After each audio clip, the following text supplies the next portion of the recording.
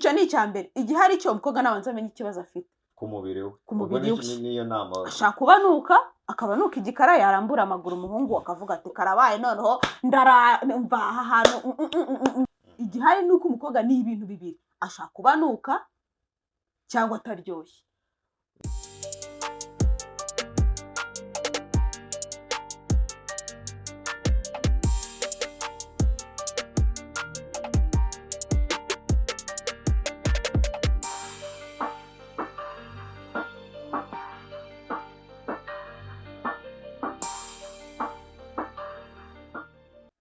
Hi guys, welcome to our YouTube channel. Umeze mute amakuru yanyu ngiye meze neza iminsi myinshi cyane.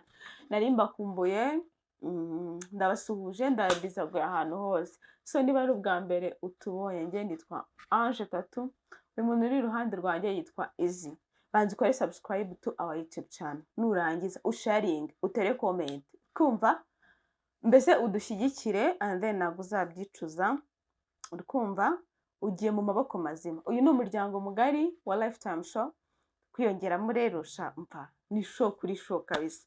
So uyu munsi rero nkuko bisanzwe tuje kuganira namwe ndabinginze nimugiraho mujya muturebe mudukunde sibyo nshuti zacu muduteze imbere mbese musharinge kugira ngo ibintu tuvuga bigera ahantu kure niba koko bibagirira umumaro. So hi Easy mezute Segugo umirwe ni iki?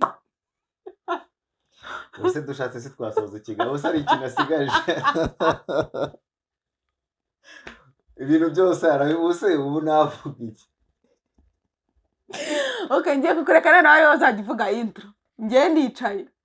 Sibyo. Uravuga ati hi guys, I'm Ange. Like atavuga I'm Easy. Turabashimiye like ugakomeza ariko nta kibazo noneho next niko tuzabigenza kuko ndavuga pe uziko mvuga nkumvamo hano ngiye guhera umwuka. Kanisuriza abantu. Hi. Ndabasuhuje. Shaje ko mbuze n'icyo mvuga ko byose wabivuze.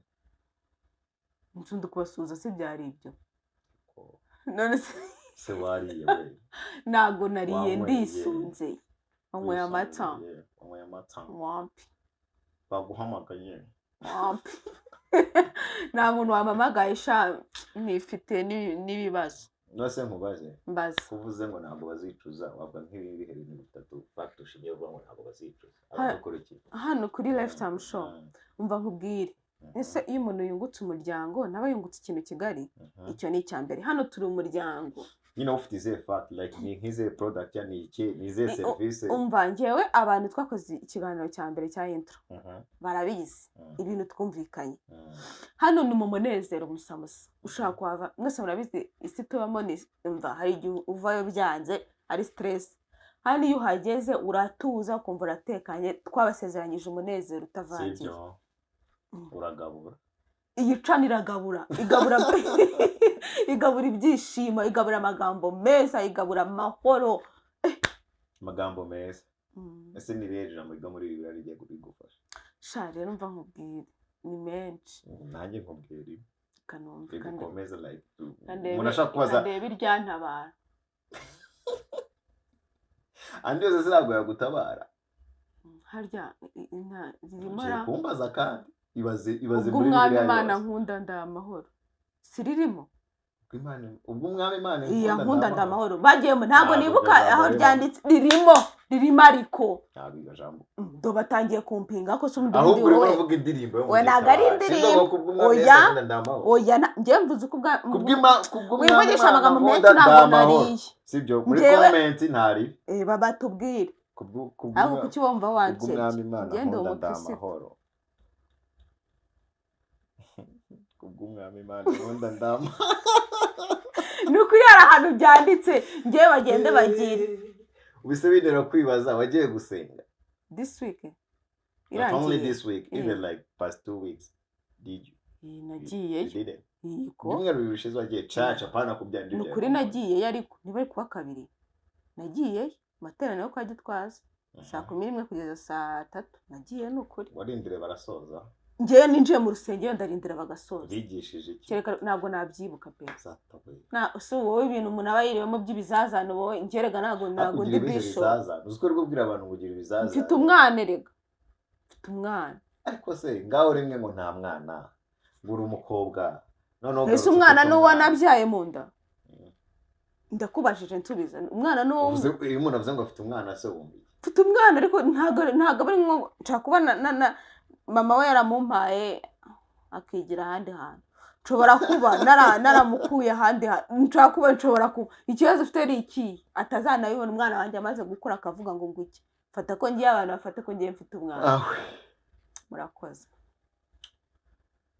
buzi icyo mvuga wagikura umwana se wazamuzanye ahangaha tukamubona oya ntabwo umwana agomba kujya kwiha imihanda gusa uri ku mihanda none se ubu ndi hehe uri mu nzu uricaye oya ndi ku mihanda sha ukora yikiza ndeba uko ikibuga kimeze ngo nzareba aho nzaparika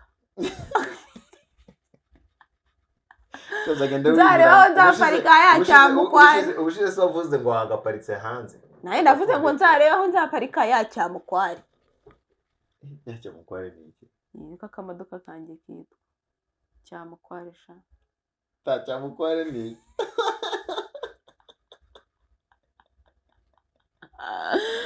izi cyamukware ni iki ba ndabona azaparika yacyamukware marine hari ahantu kera oya hari ahantu yego ntabwo ndi kukubeshya reka njye ntabwo njya mbeshya abantu bo ku muryango mugari ntabwo njya mbabeshya hari ahantu kera twakoraga twagiraga umubosi bambwiye ngo kwikoraho nta kibazo no kugira gutya nta kintu bitwaye kwikoraho kandi w'inteshi igihe umva nkubwire kera hari ahantu twakoraga njye n'abacuti banjye bahita bimenya noneho twari dufite umubosi yari afite akamodoka k'akavatiri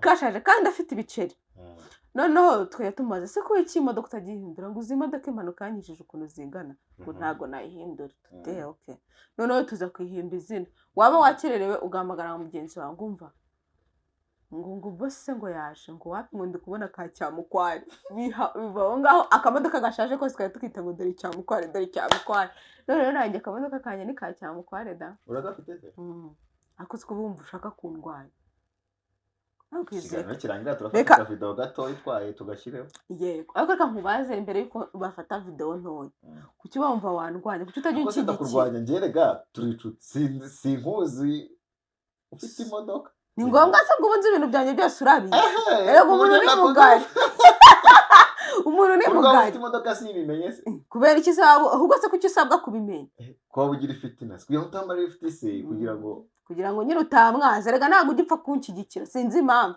kandi ngewe mu bintu byawe ndagushyigikira kibihe nagabanga ibintu byose tubishyire kuri kamera ariko ngewe ndagushyigikira ibintu byinshi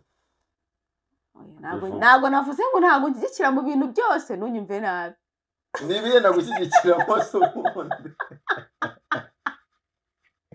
tangiye kwigarura wiseka nibiye nagushyigikira kandi uri guseka urumva shabisekeje izi mbabarira dutangira ikiganiro ubundi se twatangiye ndumva tutaratangira kadutangira ikiganiro umwana amatiku umwana amatiku usara amatiku ari ahangaha windeba areba muri kamera kwanza yewe nta kintu kirimo iki kitariho ariko se ntacyo reka ndebe muri kamera nta kintu kirimo mu kumvira ntabwo ka message kari katamba nta deal nta mari izi ngaka ngo hasi ikibazo cya nyuma maze dutangire se byo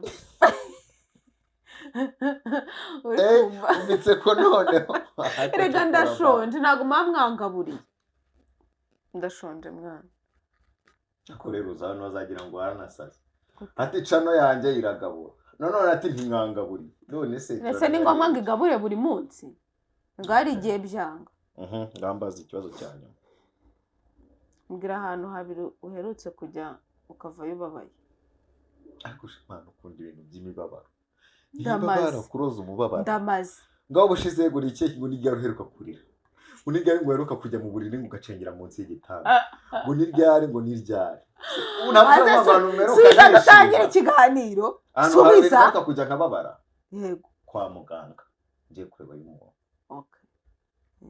ni ibyo ngibyo ngaho ikadutangira ase kuba wumva wabaza njye ntabaza ngaho baza kutugira umushinga igihe ngira umushinga ni igihe mba nta mafaranga mfite ariko iyo mfite amafaranga njye singira umushinga ngaho sema nkama nakuremera gakande witohereka mesaje ngiye kuvuza induru gakande manaja gakande nyine ariko si ikibazo cyoroshye ubwo ubu ndashyushye mbese no kumva ubu nahaguruka ikiganiro gira mana nahita ngira gutya oya urakumva gasona twarumye ngo twereke inshuti zacu oya ni ngombwa sabone balance sawa naki hano ugiye gushyira nk'ibiceri nka 220 oya niyo yabasekisa dore uko imana umutima uranyurwa wavuga ukumweta mvuga amafaranga ufite imbere n'inyuma kuri mama oya nta soni ateye yavuge pe si ibiceri 40 ingahe yavuge kakuremere sha ndemera mwana peti ndemera wenda nanjye one day ntawamenya ndashima pe nyereka nkwereka iki nyine karasana ndita nkwereka sikavuze ingo sha ya ndumva nagusomagura sha wareka nkerekana uyerekanira iki cha Imana iguha umugisha none ubu twavuga neza nta mushya afite umva rero bize kuterewe yansubiza nyuma y'ikiganiro izi nayo ntabwo kuguzi ngo wayajyana kuyamaye mu ntoki nta naguha nta nagusubiza ufite amafaranga mu ntoki shata ayo ufite ndakuba kabiri aho wicaye n'uyazamura ubwawe mu isakoshi oya sumbwa se ngo mu ntoki nese mu ntoki nese wajyanye aho wicaye uri kujya gukora mu isakoshi yingwa nyine nese mu isakoshi ngaho simureba wajya kuba umuntu w'umugabo wajya uba umuntu w'umugabo aka kanya ntabwo mbaye subiza yawe na mikoro ndayi shareka tugira inama umuntu watwandikiye tutugiye niyo topic y'uyu munsi yego sibyo kansome vuba vuba bonjour ndashaka nanjye kukubwira story yanjye nari mfite umuntu wakwandikiye kuri yego nari mfite umuhungu dukundana umuhungu kandi yego ni umukobwa wanyandikiye twahuriye kuri TikTok yatangiye akurikirana amavideo yanjye nibwo yaje kunyandikira ambwira ko ntangaje imiterere yanjye ego Yesu indutanga umukobwa atangaje ku miterere yego ambwira ko yifuza ko twamenyana narabyemeye muha nimero zanjye dutangira kujya tuganira gusa agakomeza kumbwira ko yanyishimiye cyane ko namuha amahirwe yo gukundana nanjye nakomeje kubyanga mubwira ko njyewe ntabirimo ibyo gukundana we akorera i Kigali ariko njyewe mba Musanze ubwo hashize igihe hari impamvu nagize ituma nza i Kigali kuko yahoraga nsaba ko twahura ndamuganira i Kigali ariko atarazi i Kigali baraganiraga akambwira ko ashishikajwe no kumenya bigiye kure ubwo naba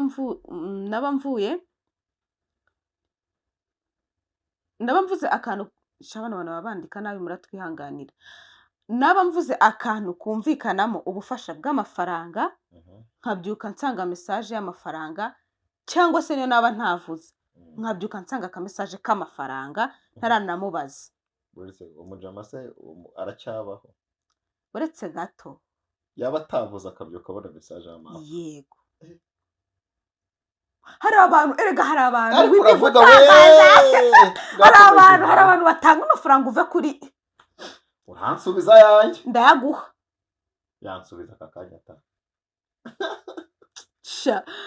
mbese yampaga keya mu buryo bwose bushoboka yaba atamusabye amafaranga andi akayamuha ubwo amaze kumenya ko ndi i Kigali twaje guhura ku nshuro ya mbere ubwo ambwira uko ngaragara kuri social media n'ubundi niko nsa mu buzima busanzwe ako kantu ko kugaragara kuri social media ambwira ko mfite ubwiza buhambaye se kuri kwikubitwa yango ni wowe cyangwa inkuru ni yawe ariko si cyazo ufite iki wese ngiye nkasoma inkuru kuyanditse ibintu nk'ibyo nyine abahungu urabazi iyo baguharaye ubwo naje kuhava ngaruka i Musanze ariko ntiyigeze acika intege yakomeje kunyitaho kugeza igihe mbonye ko nta yandi mahitamo nkamwemerera tugateretana n'ubundi yakomeje kunyitaho rwose noneho birenze uko yabikoraga nk'ubwije ukuri naje kwisanga mukunda bya hatari ese undi umuntu yabaguha amafaranga ukaba utamukunda.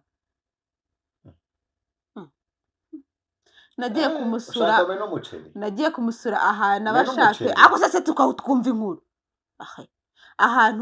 ahantu abashape anyitaho nari imeze nk'umwamikazi kuri we rwose. hashize amezi 2 atangira kujya atanyitaho. yagiye kumusura, mureka twumve neza, yagiye kumusura nyuma yo gukundana nawe akajya amufata nk'umwamikazi we ariko nyuma yo gutaha hashize amezi 2 bakundana barabonanye yaramusuye.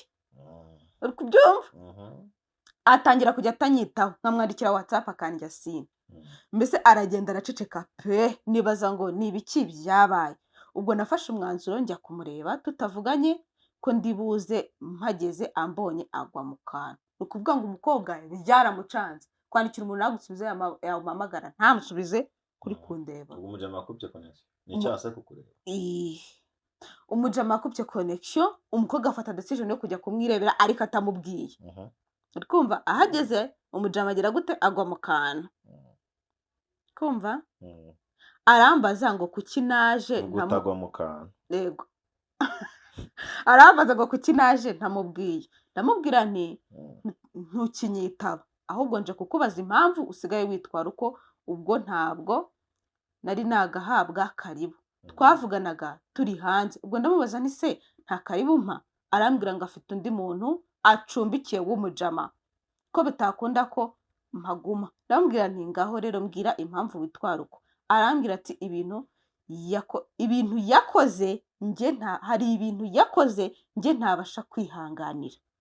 ari ibintu umujama yakoze umukobwa atabasha kwihanganira. ndamusubiza se uri sire ko ntabyihanganira? naramukundaga mwabantu mwe. ubwo ndamwinginga ngo mbwira, aranga ngo n'ubundi ntacyo nabihinduraho. kandi ibyo ndi kwishiramo nta gitekerezo mfite cy'ukuntu ari bibi.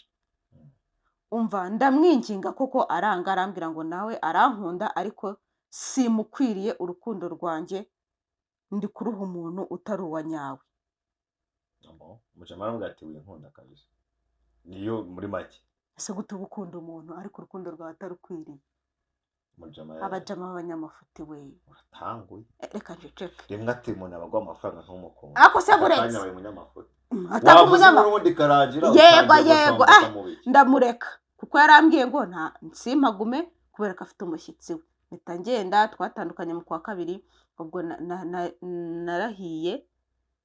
naragiye ndatuza ndababara pe, ku buryo byamfashe nk'amezi 2 kumwikuramo. nyuma y'icyo gihe mpura n'undi mutipe mwiza pe, nawe ambwira ko anyishimiye cyane, atangira gutereta kubera ukuntu nari maze igihe ndi mu bwigunge. naje gupfa kubyemera, ariko yari umuntu yego ariko yari umuntu utavuga menshi, nyine aritonda pe. ubwo nawe hashize igihe dukundana natangiye kwiyakira, ntangira kumukunda. noneho ubwo dupanga ko turahura ndamusuhuza, nyine byari byiza. noneho nyuma yo kumusura hashize igihe yatangiye guhinduka, ariko umukobwa afite n'umwaka.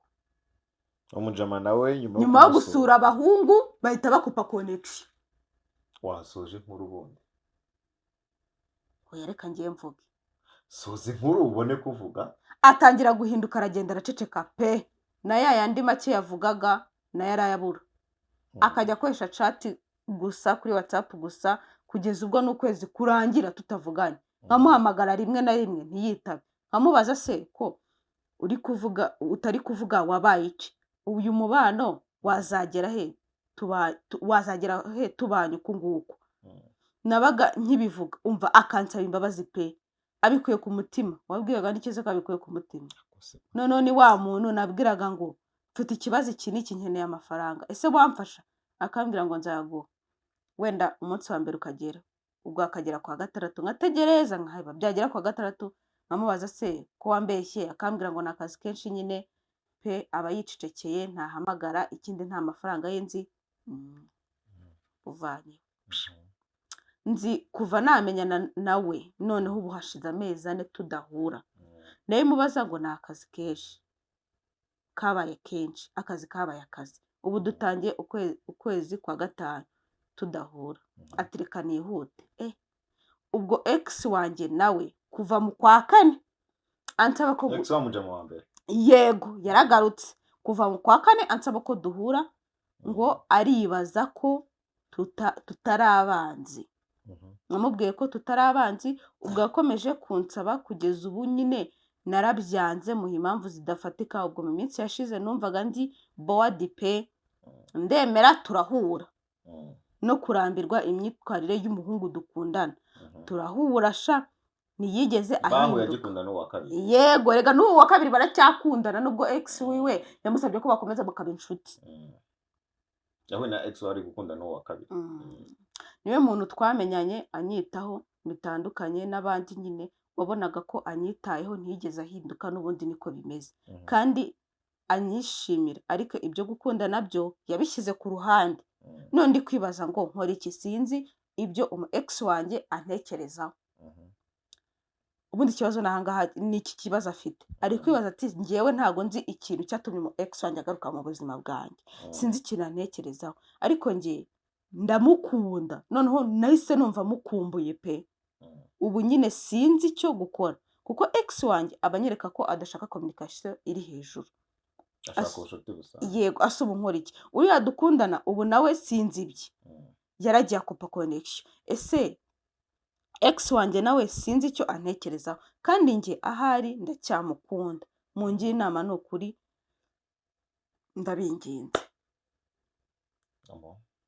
Ngewe rero ndi kumva iki kibazo, kumva turahera mu mizi ni uguhera ukuntu urubona ni kirekire. Ni kirekire ko turavuga kuri detail. Reka tuvuga kuri detail. Ngewe detail ya mbere ni uburyo asuramo abantu by the way bikahita birangira. Ikigaragara ariko habayeho iki agenda namwashije rega rajya mbisome.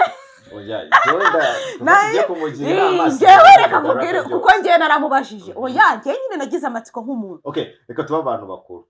Ashaka kuba umukobwa afite ikibazo. Ubundi ntekereza ko niba uvuze kububatse ngo harya rya jambo rya ifa ngo nukugira gute kwipunaza. Ashaka kuba agenda yamara kwipunaza ntibigende neza. Kuko ikigaragara ex wanjye wa mbere neza bikaba kudakorwa neza akaba cyangwa akaba hari indi fa. Oya reka tuvuge ibintu ko biri. Sibyo ngo umukobwa aranuka. Ibintu ni bibiri, umukobwa ashaka kubanuka. Sibyo? Kuko nge naramubajije. Ndamubaza yego uku nuko hano hagiye kujya havugirwa ukuri. Nge namubajije se abo bantu bose mwararyamanye. Nyine ujya kubasura habayeho gukora sex. Arambwira ati twararyamanye. Yo niba aryamana n'umuntu nyuma akahita akupa connection. Nyuma umuntu agahita akupa connection. Igihari nuko umukobwa ni ibintu bibiri, ashaka kubanuka cyangwa ataryoshye. Why not sumujama tabari hit and run? Ntago bibaho. Abajama babiri se ntago bibaho. Yarahuye n'abapremeka babiri kabisa. Rero iyo umujama ari hit and run iyaje kwipunaniza ikiba agasanga umukobwa hagati ni gutya ahagumira icyo ahubwo akamubeshya urukundo. Ariko ubaka kandi abajama ntago mwiyizi ntubazi inshuti zawe. Inshuti zanjye zimeze nyine abajama muri rusange niko bameze. Umujama wese iyaje akurikiye sex kuri wewe akaza agasanga hagati nimye abarati byibuza nzabanza amezi 5 byibuza nkuremesheke. Iyo amezi 5 birarangiye ajye yakureka akuntu ushaka kuncana ukuntu kundanye n'umuntu ukwezi kumwe murabona ukigera mu rugo icyumweru kimwe ngo ibintu birarangiye. Ntago bibaho.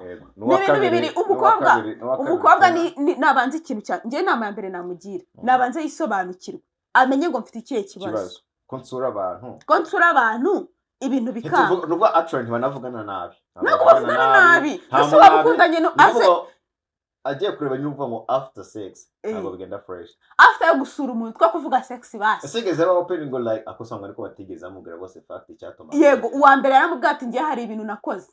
Kandi umujama ari nko kumwikura. Yego umujama yashaka kukwirukana ngo ugende. Shumi yanjye arakubwira ati mva nateye n'umukobwa inda ntawe yateye. Ariko nyine kugira ngo akwirukane ugende. Icyo ni icyambere. Igihari cyo umukobwa nabanza amenye ikibazo afite ku mubiri we. Niyo nama. Ashaka kubanuka akabanuka igikara yarambura amaguru umuhungu akavuga ati karabaye noneho mva aha hantu bigahita gahunda zigwa. Ariko se nk'ubwo uri guseka iki? icyo ni icya mbere. Icya kabiri, umukobwa ashobora kuba be flexible basi. Oya, reka mvuga. Icya kabiri, umukobwa ashobora kuba nyine ahitamo amahitamo mabi. Akaba yahuye na playmakers babiri by the way. Nacyo tugikonsidera. Yego, nayo niyo mpamvu mvuze amahitamo mabi. N'abantu batatu se ari hitano randi bose akababaza. Yego. Ari naho usanga rimwe yegamanye nka batatu akazajya akavuga ati uyu nushaka na bimwe ari byo gutandukana. Reka dutandukane. Ntabwo nzongera gukora sex kuko ibyo nagamanye nabanje bose banyizeza ubukwe. Yego. Nanone ntitumve side y'umukobwa gusa twumve ko nayo ashobora kuba naho. Navuze icya mbere agomba amenya ikibazo afite. Niba umubiri we asa neza akaba hagati nta ribi, ibyo bimaking sure abimenye.